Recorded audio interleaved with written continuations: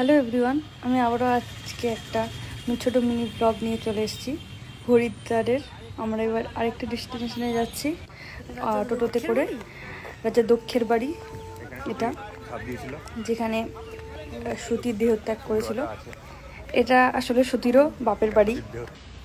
আমরা এবার আস্তে আস্তে বাড়ির উদ্দেশ্যে যাচ্ছি। আমরা আস্তে আস্তে ভেতরে মন্দিরে প্রবেশ করব।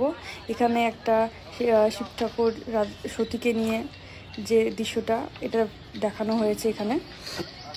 তারপরে আমরা আস্তে আস্তে চলে যাচ্ছি রাজা দক্ষের বাড়িতে।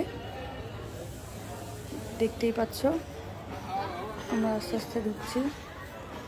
এখানে সেই যজ্ঞকুণ্ডটা আছে, এই যে সেই যজ্ঞকুণ্ড যেখানে সতী তার দেহত্যাগ করেছিল। এখানে একটা সুন্দর মন্দির আছে, একটা শিব ঠাকুর আছে এখানে, খুব সুন্দর দেখতে। শিব ঠাকুরের যেহেতু ক্যামেরা অ্যালাউ না থাকার কারণে ছবিটা তুলতে পারিনি। এখানে এই মন্দিরের ভেতর দিয়ে তার মানে শিব ঠাকুরের মন্দিরটা ছিল। তারপরে আরেকটা মন্দির এখানে একটা আছে যেখানে অনেক ঠাকুরের নাম লিখে তার প্রতিমা আছে। তারপরে এখানে ভেতরে গিয়ে একটা গঙ্গা আছে, যেখানে হারকি পৌড়ি থেকে যে গঙ্গাটা আসছিল সেটাই আর কি এখানে বয়ে বয়ে এসছে।